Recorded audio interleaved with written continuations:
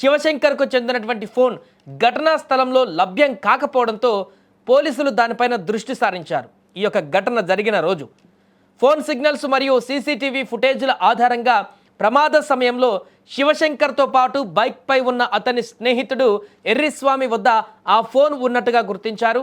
వెంటనే అతన్ని అదుపులోకి తీసుకొని ఈ ఫోన్ తన దగ్గర ఎలా ఉంది, ఎందుకు ఉంది, నీ దగ్గరికి ఎలా వచ్చింది ఇలా ప్రశ్నించడంతో ఎర్రిస్వామి దొరికిపోయాడు.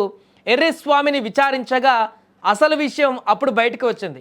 దీంతో కేసు మరో మలుపు తిరిగింది. ప్రమాదం జరిగినటువంటి వెంటనే బైక్పై వెళ్తున్న వ్యక్తిని బస్సు ఢీ కొట్టడంతో అతను చనిపోయాడని, బస్సు కిందకు బైక్ వెళ్ళిపోయి మంటలు వ్యాపించాయని అంతా భావించారు. మొదట్లో బస్సే బైక్ని గుద్దిన తర్వాత ఆ మంటలు వచ్చాయని చెప్పేసి అనుకున్నారు. కానీ ఎర్రిస్వామి అసలు విషయం వెల్లడించారు. అతని దగ్గర ఫోన్ శివశంకర్ది లభించడం తర్వాత బస్సు రాకముందే శివశంకర్ నడుపుతున్న బైక్ అదుపు తప్పి రోడ్డు డివైడర్ను ఢీ కొట్టింది అనేటువంటి ఒక కొత్త విషయాన్ని కూడా బయటికి వెల్లడవ్వడం జరిగింది. దీంతో శివశంకర్ అక్కడికక్కడే మరణించాడు బైక్ యాక్సిడెంట్లో.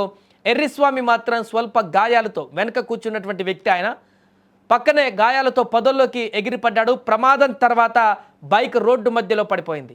దాని నుంచి పెట్రోల్ లీక్ అవుతుంది. పడి ఉన్నటువంటి బైక్ను కదిలించడానికి ఎర్రిస్వామి ప్రయత్నించిన సాధ్యం కాలేదు. ఇంతలో వేగంగా వచ్చినటువంటి వీకావేరి బస్సు రోడ్డుపై ఉన్నటువంటి బైక్ పై నుంచి దూసుకు వెళ్ళిపోయింది.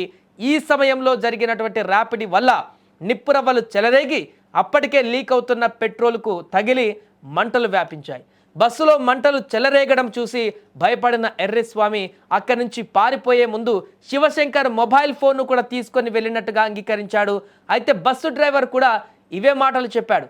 ముందే బైక్ రోడ్డుపై ఉందని దానిని గమనించక ఎక్కించానని చెప్పుకువచ్చాడు. మొత్తానికి బస్సు డ్రైవర్ నిర్లక్ష్యంతో పాటు బస్సు రాకముందే రోడ్డుపై జరిగినటువంటి బైక్ ప్రమాదం, పడి ఉన్న బైక్ను గుర్తించకపోవడం, లీక్ అవుతున్న పెట్రోల్ వంటి అంశాలు కలిసి ఇంతటి ఘోర విషాదానికి కారణమయ్యాయని పోలీసులు నిర్ధారణకు వచ్చారు.